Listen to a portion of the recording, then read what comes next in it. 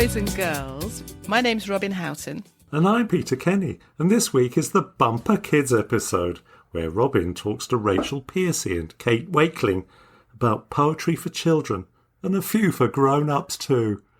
And Uncle Peter and I will get all nostalgic about the poetry we were exposed to as children. And it's a weird mix of Benjamin Britten, The Lady of Shalott, and Downy Duckling. We also share a couple of favourites we found recently. I'd also like to just mention that Rachel had a cold when we did this interview, so the quality of her track might be a little scratchy. She just wanted me to mention that. No, seriously now. Let's hear what Rachel Piercey and Kate Wakeling had to say to Robin. It's through the round window. Rachel Piercey is a poet, editor and tutor who also writes for children. Her most recent pamphlet, Disappointing Alice, was published by Happenstance, and her poems have appeared in magazines such as The Rialto, Magma, Butcher's Dog and The Poetry Review. Rachel is the editor of Tiger Tiger magazine, an online journal of new poems for children, and she has co-edited 3 children's poetry anthologies for the Emma Press. She is the author of the Brown Bear Wood series of poetry and nature books, published by Magic Cat and illustrated by Freya Hartus. Kate Wakeling also writes for both adults and children. Her pamphlet, The Rainbow Faults, is published by The Rialto, and her work has been highly commended in the Forward Prizes. She has published 3 collections of poetry for children, Moon Juice and Cloud Soup with the Emma Press, and A Dinosaur at the Bus Stop with Otter Barry Books. Her work for children has won the Clipper Prize, been nominated for the Carnegie Medal, and also featured as Book of the Month in The Guardian and The Scotsman. Kate also reviews non-fiction for the Times Literary Supplement. Rachel Piercey, Kate Wakeling, welcome to Planet Poetry. Hi, it's very nice to be here. Yeah, thank you. It's lovely to be here. Now, both of you are accomplished writers of poetry for adults. So what drew you to writing poetry for children? Rachel? Well, I started writing basically for this anthology here, which is Falling Out of the Sky, poems about myths and monsters. So when I worked with the Emma Press, Emma and I had published quite a few anthologies of poetry for adults, and we'd always been keen to publish an anthology of poems for children, partly because we became friends talking about the books that we loved when we were at school together. And we decided on the theme of myths and legends, and we put out the call for submissions and got lots of wonderful poems, including a brilliant poem by Kate. And then once we had all the poems that we'd accepted, I sort of had a look at the mix of themes and identified a few gaps that I thought it would be helpful to write new poems about. So I sat down to write my first children's poems, and I just absolutely loved it. It was just so playful and freeing, and I loved doing it. And then we got some funding to take the book on tour. So we were doing lots of events in schools and libraries, and I just got hooked, really. It's such a buzz performing in front of children. Well, that's interesting. So you kind of started writing for children kind of to order, I need to fill a few gaps here. I'll write a few poems. I quite like that. Kate, was it a similar thing for you, or have you written for children for a long time? Well, it was interesting. I'd been writing poetry for adults, but actually I was working with an orchestra that I'd been writing kind of sort of storytelling concerts, and I'd really enjoyed writing for children. And then finally I saw the call for submissions for Falling Out of the Sky, the same book, and thought, I just sort of fancied having a go. And it's interesting because it's a really long poem I wrote. And I think in a way, when I started writing it, it's a kind of based on an origin myth from Bali. I sort of so enjoyed it that I found it kind of hard to stop. I sort of poured a lot into that one poem, and I guess without realizing that I could in fact just write some other poems. Yeah, and it felt hugely pleasurable to do, and in a way, that book was absolutely the beginning for me too. Oh gosh. So yeah, special book. Oh, that's really interesting. That book got you both going on it. Now, in the interest of kicking off with a poem, shall we start with you, Kate? You're going to read us something from your collection Cloud Soup. Yes. Nose can do. My nose knows all sorts. My nose knows roses and toes before my eyes spy them. This knowing about toes is one of the nose's woes. My nose knows because it's composed of 2 small O's that don't close. My nose knows more than my elbows but less than a rhino's nose, which is fine, I suppose. My nose knows quite enough, unless it's full of stuff and needs a blow, in which case my nose knows nothing at all and may as well be a potato with a couple of holes drilled in it. But let's not get bogged down in this. My nose knows what it knows. First of all, does children's poetry have to be funny? Quick answer, please. Definitely not. My favourite poems that I've written for children usually are both funny and not funny, perhaps. So I quite enjoy there being an element of humour often, but that's definitely not a necessary component. Yeah, I mean, I think that the nose poem, I mean, it is wordplay, isn't it? It's this wonderful extracting the absolute maximum plus more that you can from a kind of a pun or a homophone. And I think that is a feature, isn't it, of children's poetry? It's just like, let's take this to the nth degree and then a bit further. Yes. And what is it about body parts and things that children seem to find so funny? Yeah, I guess it's also just kind of interesting. I suppose as a child, I guess your body is newer to you, so it's these physical experiences feel like they're quite an important part of childhood. I mean, I suppose you're also most children are kind of afflicted by all these awful childhood illnesses that you get. Spots and things, yeah. I mean, a lot of what passes for children's poetry, actually, it's more storybooks, isn't it, in rhyme with pictures and things. And, you know, I have two little granddaughters, and they seem to be stuck into this bums and pants sort of. Is that really young children that go for that, or do you sort of pander to that in your poems? I mean, not particularly. I think there's a place for it in a mix of themes. Children just love the bums and the farts and the poo jokes, and I would always want to, encourage the idea that poems can be about anything, and sometimes you will want them to be about funny and silly things. There are ways of using toilet humour in kind of interesting and thoughtful ways, and kind of having the fun of it whilst also kind of like probing a bit why it's so funny. So actually, Kate has an amazing poem in her latest collection, A Dinosaur at the Bus Stop, called This is a Sensible Fart Poem. And so she's got the joy of the idea of a fart, but she's playing around with sort of tone and intention and the structure of the poem. It's this mock serious voice, and it's hilarious. So I think that there's a lot you can do to make toilet humour more interesting. I have a poem that's literally a toilet poem that is about what different people call toilets. So I personally wouldn't want a collection of poems that was just all toilet humour, but I think in the interests of a mix and a variety and embracing things that children do just find interesting and funny, there's room for it. Yeah. And I think it's important to say that you both write adult poetry first and foremost, don't you, in that sense? So these children's poems, you bring to the game all of your skills, all of the craft, the internal as well as the end rhyme, the metrical rhythms, the visual jokes. There's this huge variety. And I feel like sometimes you do play it straight and sometimes you enjoy subverting, the things that are going on. I suppose what you just said, Rachel, plays to that. Rachel, I wondered if you might read one of your poems for children, maybe This or That? Yes, certainly. This poem is from the Big Amazing Poetry book. Actually, it was first published in The Caterpillar. And it's called This or That. So when does a kitten convert to a cat? How many burst bubbles turn fizzy to flat? How heavy is drizzle before it's a shower? Has anyone been there when bud becomes flower? What point does a grape shrivel into a raisin? What point does surprising shift into amazing? What number of people turns some into most? The thing that was far away, when is it close? What stage do acquaintances deepen to friends? A friendship might fizzle, but when does it end? The moon's always changing, and so do you reckon she's full for no more than a pearlescent second? And when are we coming? And when are we going? And when can our words be described as a poem?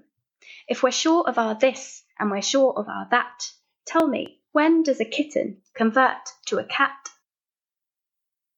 The metre and the rhythm of it is all beautiful, and the way you come back to the end and do the full circle, I think it's very pleasing. Such a lovely poem. Now, this I'm interested in, that both of you do occasionally throw in quite long words, like we've got pearlescent in that and acquaintances. Is this a deliberate educational tactic, let's throw in a bit more vocabulary, or because the words sound good, or is it both? I think for me, I don't think it's a tactic that I'm deliberately employing. It's something that I would look back on when I went, when I'd written the first draft, I'd look back and look at the language.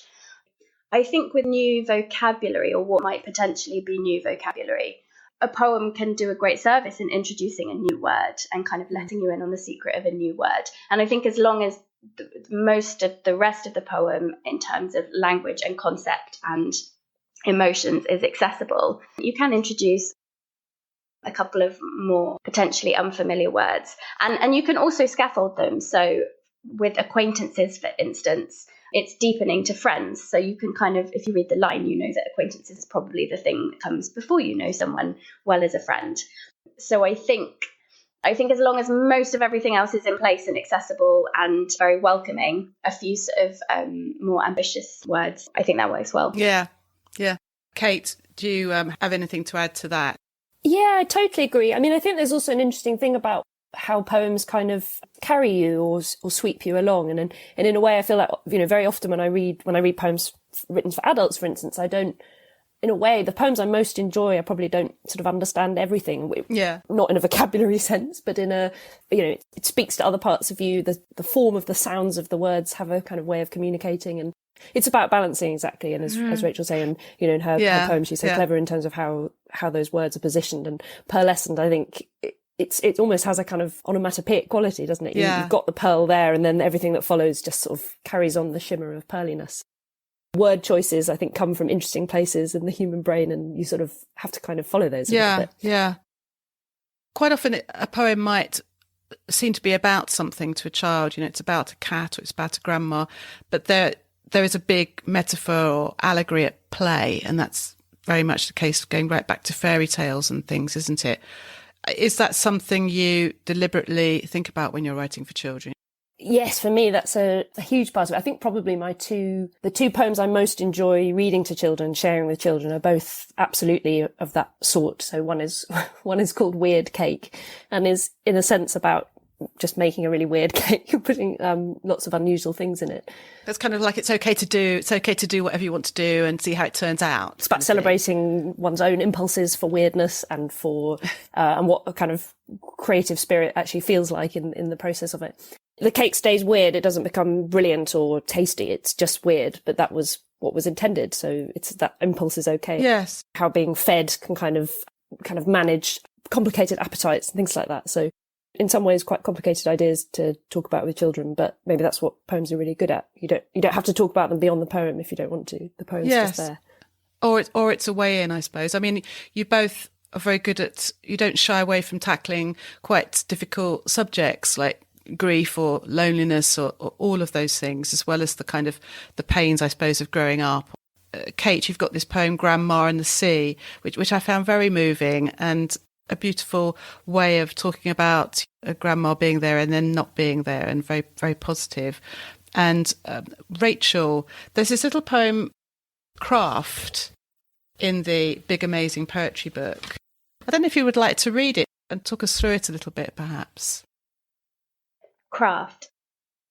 We are making Viking longhouses out of lollipop sticks, and mine won't fix together, and the turf has gone mangy, and the door is wonky, and Amy's is so perfect. I smell wood smoke and scorched iron. I see a warrior with sea-salted hair and a bright sword, who throws open every door but mine, and leads everyone away over the silver-bladed ocean. I mean, that would pass as an adult's poem, wouldn't it? Yeah, well, I mean, for me, all poetry is just about being human and human experiences, the grey areas and the complex things, as well as the joyful things. And I think there's a lot of room for that in children's poetry. And it's, it's important to acknowledge that children have these difficult, complex feelings. That's often like friendship groups and school settings, and feeling like you don't fit in, feeling like you're not completing tasks correctly. It's sort of about finding the right context for it. So for this one, I just wanted to evoke those feelings of class dynamics and feeling not fitting in, and then not solve anything. Yeah. certainly adult poems don't generally set out to solve things. And often I think it's appropriate that children's poems don't set out to solve things either, because, that's going to be personal to each child. But just that acknowledgement that someone feels the same way that you do, an adult feels the same way that you do, I think can be really powerful. That's really interesting, this idea that the poem shouldn't necessarily solve anything, and open for interpretation, open for just you're planting a little seed of something in a child's mind. Is that something you would run with as well, Kate? Yeah, absolutely. Yeah, I feel like when I'm talking to children, I often sort of hold up a page of a poetry book and sort of mention how much white space there is on the page. Uh-huh. It's a very sort of straightforward idea, but that somehow poems, there is just more room around them, and that's a space for the reader to figure things out as they wish. In Cloud Soup, you do give examples and encouragement to children to have a go at their own versions of the poems that you've written, and then that's the same sort of thing, isn't it? It's not really like a school textbook. I see lots of the poems I write as a sort of invitation. I think I really enjoy playing with form, particularly for children, although I think that's quite interesting that often children's poems don't always play around with form so much, but I love doing lists and Yes, I hope as much a kind of prompt to get your own juices going as a child. I really like, Kate, what you say about invitation. I think that's a really nice way of conceiving of what we're always doing when we're either writing or performing. I do a lot of performances in schools, and I'm always sort of carefully thinking about which poems to choose to perform that will sort of like welcome the audience in, and give them something to participate with, something to watch out for, shout out. Just that sense of like inhabiting and feeling at home in a poem, I think, is a really lovely hallmark of children's poetry. Thank you. It seemed to me, comparing the samples that you sent me of your adult work versus children work, that there's this kind of writing for children perhaps involves pushing and pulling different elements of the poem. So intertextuality, references that children wouldn't understand, that get pulled into writing for adult, but you kind of dial them down. What do you think? Is it a question of starting with something you would write for adults and then playing with it, or would you start from a different position completely? For me, I'd say the beginning is very similar, and occasionally I don't know whether it should be a children's poem or an adult's poem, but I'd say I very rarely start writing without that clarity. I guess it's a bit like you said something about dialing down. It makes me think of faders on a sound system or something. I think when I write for children, certain things I might turn up and other things I might turn down, and then I'd use the dials differently. I don't think I spend any less time on either type. Yeah. I think I use the same skills. For me, they're made of the same basic stuff. Yeah, I like that idea of dialing up and down. I think adults are very comfortable with ambiguity, with not feeling like they need to sort of fully understand everything that's going on in a poem, of sort of excavating a bit, bringing their own experiences to the table. And I think that's something that I'm really interested in helping children as the sort of adult readers of tomorrow to achieve. But I think it's really important for a child reading a poem that they don't feel alienated, that they don't feel like there's something they're not getting. And I think they don't necessarily, as people who read adult poetry a lot, we understand that a poem is meant to be inexhaustible, and you're meant to be able to go back to it and not completely understand it, and therefore have sort of done with it or finished it. I think children don't have that fluency yet, and that's not necessarily part of the pleasure of the poem for them. And the poem needs to be sort of warm and welcoming and make them feel like they're part of it. So I'd say sort of like ambiguity for me is a key difference. An adult poem can bear a lot more ambiguity. Yeah. But I would always want a children's poem to like contain the little seed of that, how poetry does contain this fundamental mystery, and it is something that's sort of almost beyond words, even though it's using words to reach at that feeling. Thank you. That's interesting. And I'm just thinking also, we're talking about children's versus adults, and I'm placing that kind of line. How do you feel about this sort of spectrum? Is there a line? Do you have an age in mind when you're writing? I guess I've sort of learnt that, particularly when books are being used in schools, that it is really helpful if there's a sort of sense in where a book might sit. But I find it interesting because I've just written a book for Key Stage 1 age children, so that's kind of more like 5 to 7. But the previous two children's books are for Key Stage 2 age-ish, I guess, from kind of 7 or 8 up. And it's interesting because I realise that when I really instinctively write for children, I write for myself at age 8. And I feel like that is the child I'm most connected to. But it's really interesting. And it was quite interesting writing for much younger children. I in a funny way, my son was actually, at the time I was writing the book, he sort of moved across those ages. And actually, so in a way I had another kind of muse. You had a road tester there in-house. It was very helpful, him and his friends.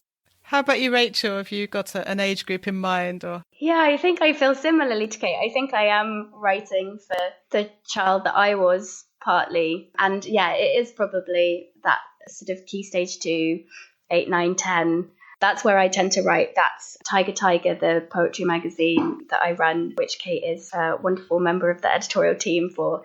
That's aimed at Key Stage 2. I think for me, it's a real sweet spot because you can have quite complex philosophical ideas in the poem, but you also still need that sort of playfulness. So I just love putting those two things together. I mean, practically speaking, I wish that there was less of a distinction between children's poetry and adults' poetry. And I think in many ways that distinction is collapsed because, adults, all of us can remember so many of the poems, even if they're just nursery rhymes that we learnt as children. In primary schools, they will often look at adult poems that are more for adults, like The Highwayman is a perennial favourite, for instance, or The Travellers. And I wish that magazines would publish children's poetry alongside adults' poetry, and I wish that poetry prizes would have a children's poetry category because they're so interconnected. Yeah, there are differences, but we show children poetry for many reasons. But one of the reasons is that we hope they'll keep reading it as adults. So I wish it could be more productively blurred, the line between the two. And sometimes I encourage people to send their children's poems to adults' poetry magazines and see if they get picked up. Ah, interesting. Yeah, interesting idea. Yeah, adults could get a lot from reading children's poetry as well. I've got one I quite enjoyed. I don't suppose anyone else in the world has noticed, but actually there's a poem. The last poem in Moon Juice is a children's version of an adult poem in my pamphlet that I just adjusted in certain ways, but it's basically the same, very similar poem. It's a scale. Oh, which one is that? It's called 12-tone scale, or I think it's called This Be the Scale in Moon Juice, and it's a scale from the lowest possible kinds of sounds moving up to the highest possible sounds, but trying to think about them in a more sort of metaphysical way of what certain sounds might feel like. Very creative, yes, of course. And you're a musician as well, so of course that was a nice melding of the two. I was going to suggest, Kate, that you might read Apparition. Ooh. It was really because you start reading it and it almost starts like it's going to be a children's poem, and then of course it clearly isn't. I rather liked that. Of course. So this is Apparition. I'll be the ghost, I said. I'll be the ghost. And so I was, from that moment, only vapour, taking the pale flight from ore and gristle to admit an ivory culpability and let my face peter out. I thought it was bliss to be the ghost, going about my business, butchering the hymnal with a tiny fork. I found I was a fine translator, as we ghosts so often are, applying a glassy rigour to impermanent tongues, letting the fog run clear to quench our punished thirsts. But in the end I drifted too long in the town square, craving the mistress of the séance in her fabled catchment, she alone attuned to the rainbow faults. I longed to craft an anthem in her name, and range across the greedy souls, to seize their tithe, churn them mute. But as I stayed, so the hurly-burly stole into me as a cipher, and I sipped myself dry. Yes, I started reading that and I was thinking, I'll be the ghost, like a child wanted to do something. And you've got this incredible creature that translates the impermanent tongues. It rather touched me, although like we said earlier on, one doesn't always know exactly what all poems are about. I sort of remember the sensations of writing it and how I think it is something about disappearing and wanting to kind of remove myself from the world in some way, I think. I sort of feel sorry for this ghostly character sipping itself dry, like kind of overreaching itself somehow in the world of the living. I think, yes, it's funny, I'd not thought of, because I wrote this poem a long time before I'd written any children's poems, but you're absolutely right that the opening could well be.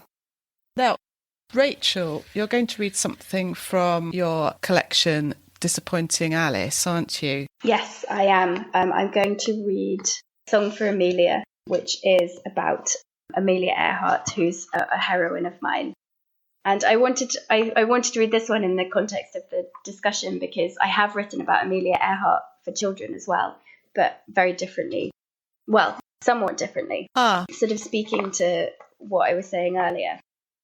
So this is Song for Amelia from my pamphlet Disappointing Alice. And just a note before I start that the Canary was Amelia Earhart's first plane. And all the planes mentioned in the poem, so Friendship, Avian, Pitcairn, Vega and Electra, were all aircraft flown by her. And Yellow Peril was her Kissel's speedster car. So this is Song for Amelia. Come in, Amelia. This is the Canary. My singing soul is my open circuit, and how I need your flick fire to complete it. I know I only have you for a while. Come in, Yellow Peril. This is the Canary. We must rise above our jealousies and accept the function of our lives. By wing or wheel, let her drive us wild. Come in, Friendship. This is the Canary. Roar with our forward thrust. Change as history's roll for us. We are skilled at shifting heaviness. Come in, Avian. This is the Canary. We must be all lung. How often my radial ruff of cylinders has heaved for air. We are the lucky ones. Come in, Pitcairn. This is the Canary. However tinny, let us sing our love for her, how she prefers the air thin, the horizon undulating. Come in, Vega. This is the Canary. What fuel for our clicking brains, the cogs of etymology in her name. What a perfect thrum. Come in, Electra. This is the Canary. How many things between us we've made better. Come in, Electra. Come in, Electra. Come in, Electra. Lovely. Lovely to finish on Electra as well, I think. Forgive my ignorance. Was it Amelia Earhart who disappeared? Yeah, so she disappeared in 1937 over the Pacific, flying her Lockheed Electra. So the end is sort of the call that will never be answered. The names of the planes are so beautiful. They've got I wanted a sort of almost incantatory atmosphere to the poem. Yes. Pitcairn, it puts you in mind of these remote places somewhere else in the world as well. No, it's beautiful. Actually, I noticed in your pamphlet there are a number of sort of hero poems, aren't there? Of Kate Bush comes in as well later on. Now, I'd like you both to read one more poem each, adult poems. And Kate, I was wondering if you could read your poem In the Next Room. Yes, I suppose this is a poem, I guess just a poem about my wildest hopes and dreams, called In the Next Room. In the next room, you will casually sweat moss and sea salt. The trees' pumping hearts will soothe your shining troubles, while on the hour, pods of whales will drift overhead, casting their sincere shadows across your state of mind. You will find you have the bone structure for a French crop. Your dreams will be embroidered for you in silk minutes, and when you wake, you will be encouraged to run that sculpted finger of yours along the threads, and to marvel at the perceptive ochres, the hot, insolent purples. Cup a hand to an ear at any moment, and you will hear your earthy, self-sufficient grandmother singing you a folk song. The days will leak constantly into twilight, and you will love that. This straight away was, for me, this was dying, basically. Right. Oh, interesting. I think it's often an expression that, going into the next room or, right. because when you die, you go to somewhere, it's just next door, Right. Especially when you bring in your earthy, self-sufficient grandmother singing you a folk song. I think, oh, yes, of course, all your family will be there. It will be gorgeous. Yeah. And ending on, you will love that. I just think that's some lovely, kind person is telling me what's going to happen and I mustn't worry about it at all. Oh, it's so interesting because I think I wrote the poem, I think the kind of impulse was a sort of feeling of desperate, anxious aspiration of like what's happening in the next room. If only it could be happening to me or something. And if I fear of missing out. Yeah, and if I could step into it, what would it be like, this scene? And then that's only one possible. Who knows what the poem is now? So it's really interesting to think of it as a death poem. Maybe they're all death poems. And the older you get, the more they seem that way, let me tell you. Yeah. So thank you, that was great. And Rachel, what are you going to leave us with? I will read the title poem, which is, well, the title is Deep in the Desert, but a phrase from the poem becomes the title poem for the pamphlet. Uh-huh. Deep in the Desert. Alice was a disappointer of people she loved and who loved her. These people loved her deeply, though the topsoil of their affection was thinning. Her interactions felt crumbly. Alice sent a message re her total dereliction of spirit and body in a far-off country, stripped of wallet and phone. Please come, I am deep in the desert. I am where the gold shades into the bone. Please come, and we can catch up while you're at it. They all felt terse and arid about disappointing Alice. Lovely, thank you. Tell us about this poem. Where's this come from? Yeah, it's a strange little poem. It arrived quite strangely too. It sort of arrived almost fully formed in my head, which doesn't often happen. I'm grateful when it does. And I think one of the things to say is that it's not meant to be about Alice in Wonderland, but I think you almost can't use the name Alice in a work of literature without evoking her. I think I was trying to write something about how in the modern world there's this real sort of culture of busyness, and being like desperately busy is really there's almost like a glamour to it and a valor to it, but a sort of selfishness to it as well, because you sort of think that you're the only busy person, and you forget that everyone else is also very busy. And there's a sort of hyperbole that goes with it when you're sort of talking about your busyness and the busyness of the world. So I think I was reaching for those themes, which in a way is sort of like the opposite of Alice in Wonderland, Alice who has sort of all the time in the world to dream up this fantastical land to visit. Well, it's certainly intriguing, and thank you for reading that.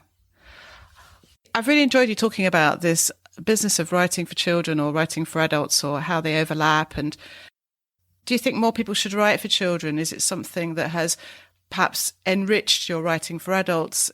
I think particularly, actually, it's really wonderful when poets for adults write for children. I think it's very interesting that quite a lot of poets who only write for children, and I think it's really healthy for the landscape of children's poetry when people who also write for adults approach it. I think they, not necessarily, but it's very likely that they'll bring interesting colours and, kind of maybe an appreciation of ambiguity and sonic pleasures and all sorts of things. I'm keen to encourage everyone to submit, but I am keen to encourage poets who write for adults to try writing for children as well, because they can bring a lot to the writing, and I think it's been beneficial to my writing. I think it makes you have to be very thoughtful when you're writing for children and really think about all the different strands that go up into making a poem. And I think, the more sort of thoughtful you can be about the process, it's going to impact your writing for adults as well. For me, writing for children sometimes I enjoy bringing that sort of greater level of frankness and clarity into my adult poetry. And then sometimes I enjoy doing the complete opposite and using my adult poetry as a space for being a lot more elusive. The contrast is enjoyable. So can I ask, Rachel, what are you working on at the moment? Is there anything you want to share with us? Any news or any sort of projects? Yes, so always working on Tiger. So if you haven't checked it out already, please do. It's a wonderful resource. I'm really proud of every issue, and I think we've curated a really beautiful and joyful, thoughtful, emotional selection. Personally, I'm working on a series called Brown Bear Wood at the moment with a publisher called Magic Cat, and they're beautifully illustrated search and find nature and poetry books. And I'm actually working on a book of nature poems for one of the future books in the series, which is a complete joy, trying to find that union of science and nature and wonder and playfulness and magic I'm really enjoying it. Well, sounds really exciting. I was going to say, there's such beautiful books, Rachel. We absolutely love them in our house. They're really special for adults and children. They're wonderful. Thank you. And what about you, Kate? What are you on at the moment? Actually, it's interesting because this book for younger children has just come out, and actually I'm going to have a sort of rest from writing for children for a little bit. I've got some Arts Council funding to write for adults, so excellent. Just trying to spend a year sort of refocusing, because I think in a way, my writing for children has slightly subsumed some of my other work, and it's so it feels really nice to have. It feels like there's sort of a book out in the world, and I'll still do all the sorts of activities around that, but in terms of my actual writing, to try and focus on. And it's funny, it feels like it's interesting reading the poems again from the Rainbow Folks from that pamphlet. It feels like another lifetime. Like I feel like a very different person. So it's interesting. It's funny, isn't it? 'Cause it was a few years ago, and but it's good that you're reading it and you're feeling energized by it, and you're wanting to get back into that. Yeah. And so excellent. Kate, thanks so much, and Rachel, it's been brilliant. Well, thanks so much for having us. Yeah, it's been a real pleasure. Yeah, thank you so much, Robin. It's been absolutely lovely to talk to you and Kate.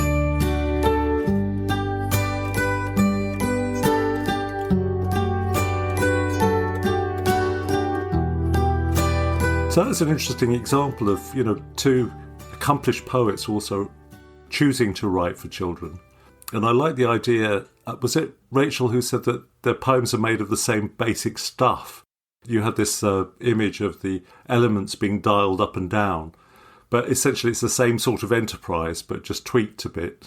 Yes, I think they agreed on that, didn't they? About what they would or wouldn't put into a children's poem.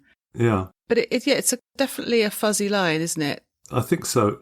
I like the idea that, I think it was Rachel again was talking about that she dialed down the ambiguity a bit in children's poems, which interested me. I think that it is a real distinction because children do expect some kind of resolution. Yeah, that was quite key, wasn't it? I feel sort of a bit vested in this because I've had irons in the fire in children's literature, not least being married to someone who was a head teacher at a primary school until very recently. And obviously a lot of our mates are teachers, and including my friend Rosie, who's worked as a literary advisor and so on. Right. And this thing about the stretching the vocabulary and using different words. I was talking to Lorraine about it this morning, in fact, and I was saying, is that a deliberate thing that schools do? And she said, absolutely, definitely. And at that age, so many words are new to the children, so why not kind of give them, really excellent and beautiful words as well. On the subject of extending vocabulary, I liked Rachel's expression of scaffolding, creating scaffolding by bringing in context or other words that help you understand the new word. Yeah, I did too. And I mean, that's how we learn language naturally. We don't sort of ask people, what do you mean by that? You kind of generally nod along and pick it out by association in the end, don't you? And sometimes 20 years later you realise you've been using the word wrongly all the time. I've done that with spellings. Or pronunciations. Yeah. A word you might read in the newspaper or a book, you say it in your head and you've said it that way for many years until someone then pronounces it differently. You say, oh, why did nobody tell me I was saying it wrongly? I remember when I was reading the Narnia stories when I was a kid, I thought it was Nana. And I remember going around talking about this Nana until somebody corrected me. When both Kate and Rachel, when I asked the question about what age range, they more or less said, well, you sort of have to have an age range to give teachers an idea of where this might sit in the curriculum. It's interesting because I went to the Children's Poetry Archive online. Yeah. Which is quite a nice resource, and you can actually go and put in an age range. Show me some poems suitable for 5 to 7 year olds. Yeah. And something that came up was, of course, Ted Hughes wrote a lot of poetry for children, but the Thought Fox came up as something that would be suitable for all ages, right down to 5 year olds. And I thought, wow, that's a tricky one. Well, it's like that magazine, Tiger, that Blake poem is. On some levels very simple, but it's something you can return to and feel perplexed and absorbed by, certainly as an adult too. I liked what Kate said about the poem as an invitation, and the fact that she shows children when she's doing a reading, she'll put up the book and show them the white space, and this is your space, this is for you to be part of the poem. And I thought that was a really nice physical way of demonstrating that. Yeah, I can remember as a child, and even now, when you see a kind of page dense with enormous paragraphs in small font or whatever, your heart sinks, doesn't it? And as a child, having something with loads of space around it, it seems easier to dive into. Yeah. I quite fancy learning more about Kate's poem that Rachel generously mentioned. This is a sensible fart poem. Splendid title, if nothing else. Yeah, it was good what they said about the toilet humour. It plays to what children are naturally interested in, I suppose. Yeah. I mean, children do seem to enjoy that. My wife just dug out a load of children's books for me, and one of them's called Somebody Nicked My Knickers, and there's a kind of, it's almost like a Carry-On film type kind of streak of humour running through children's poetry. But pants, bums, toilets, but something Rachel said, wasn't it? Well, both of them said those are things that children are interested in, and that endlessly finding out about themselves. We talked at the end about whether writers of poetry for adults, quote marks, should write for children. Does it benefit one's writing? Certainly, Rachel said she felt it had been beneficial. Some of those poems, for example, that poem Craft of Rachel's, about making Viking longships out of lollipop sticks, and that realisation that everybody else is better, that frustration, and that this imaginary Viking, selecting everyone but you. And you said that could really be an adult poem as well.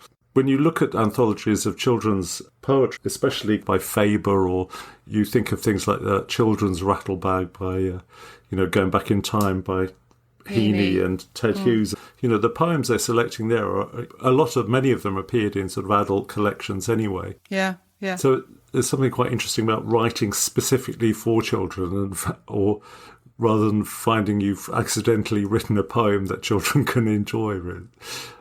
I think there is something very freeing about writing for children, and I think it's to do with that almost demand to be playful, and so much of lovely poetry has that element of, I don't know why I think of John McCulloch, for example, but he's an adult poet whose writing has got loads of just playfulness in it and just sheer love of words. Maybe John should write some children's poetry. Oh yes, or maybe he has. He's got that. Maybe that's in the offing.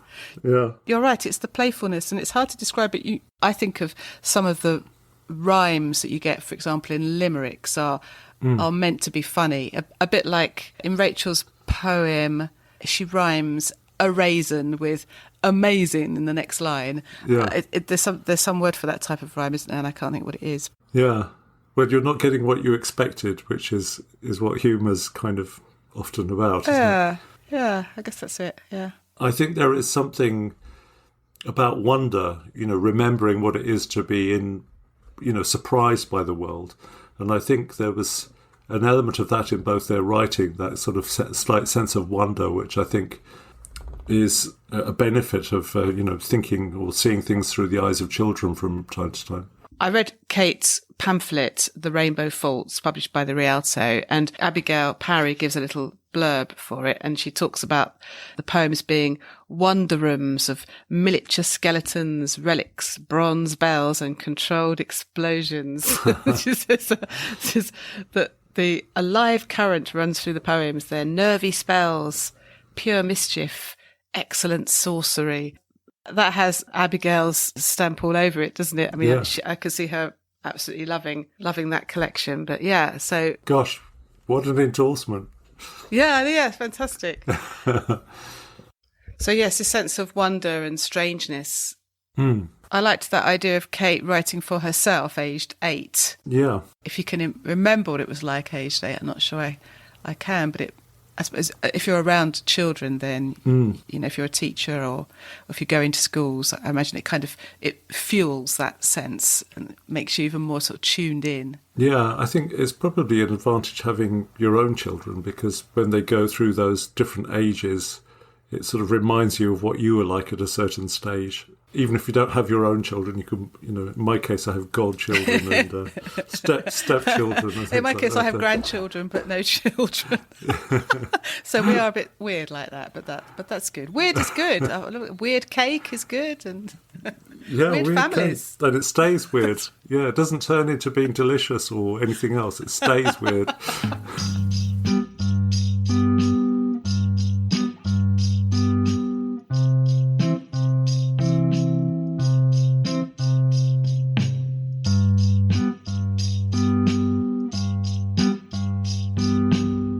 So have you got any great memories of being introduced to poetry at school, Peter? Not at school. It was taught, in my recollection, extremely badly. Do you mean like in secondary school or at a young age? Do you remember at primary school, did you get taught anything? No, I don't remember reading any poems at school. Maybe there was, I don't know, but they certainly didn't leave any impression on me. When I got to my senior school, it was... it was only when I was like 15 I started reading things like, Wilfred Owen and stuff and kind of getting it. Before then, that point, I hadn't even realised that when you read a poem that you didn't stop dead at the end of a line, like, slam on the brakes. The idea that these lines kind of ran into each other, nobody had mentioned. And at that time as well, because we're going back, a lot of the poems had capital letters on the beginning of the lines. Yes, which would have encouraged the idea that it was a new sentence at the beginning of each line. Yeah. So it was, my mum had always had a very small but very select record collection, and she had this record by of Benjamin Britten, this song sequence, which included poems by Keats and Blake that were sung. And she was always playing this, and after a while, there was a Sonnet to Sleep by Keats, and it just I started really tuning into the words. I must have been about like 8 or 9. I'm just thinking, so that was an exposure. I didn't really understand what it was all about. I was living in Neasden then, going to a local junior school, and Peter Pears was singing, "Oh, soft embalmer of the still midnight." Fantastic, though. Isn't that just a great example of how it doesn't all have to happen at school? Yeah. What a lovely introduction. And of course, pop music. I particularly like these progressive rock music band called Yes. And the lyricist wrote in these incredibly incomprehensible but utterly ambiguous kind of lyrics that really fired my imagination, precisely because they didn't quite make sense.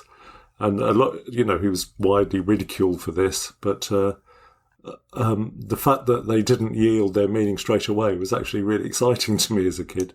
Yeah. I think there is a route into poetry through pop music. I remember as a teenager there was a special magazine that came out every week, and it was just black and white, like a newspaper almost, but a small format. And it was literally just lyrics, all the lyrics to all the current pop songs, and if you wanted to know the words to any song in the top 30 or something, it would be in this book, and I forget what it's called now, but it was we used to devour it alongside the usual girls' mags, this thing, because of the words. And my mother used to murmur lines from The Lady of Shalott by Tennyson occasionally. She was good, your mum, wasn't she? Yeah, she was really cool is really cool in lots of ways.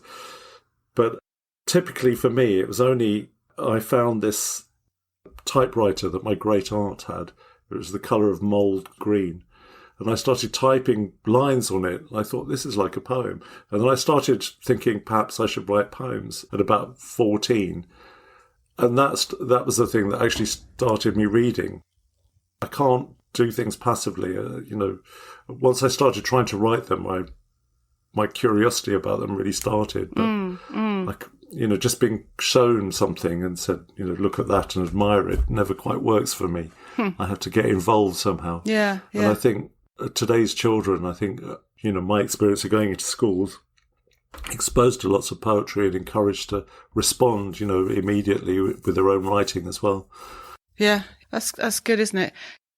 I was thinking about preparing for this children's special. I was thinking, gosh, oh yeah, what were those poems that inspired me as a child? And a bit like you, I don't remember at school, well, certainly not at primary school, I don't remember being exposed to any poetry for children or any poetry at all. Although we were encouraged to write little poems, so we must have been told what makes a poem, I suppose. And we played with words and things like that. But I think it was secondary school where I started to read actual poetry. So a bit like you, really, I think. Yeah. Spike Milligan was somebody that he wrote a book called Silly Verse for Kids, for example. Yeah. And I remember we had a school magazine once at my comprehensive in Wembley, and somebody was much lauded for this poem, which was published in it. Little obnoxious thing I recognised it as a poem by Spike Milligan and told the teacher. Oh, did you? Grass them up. I love it. You've got to nip plagiarism in the bud, haven't you? Otherwise, good God. I do remember reading stories in verse. I used to like picture books with a narrative.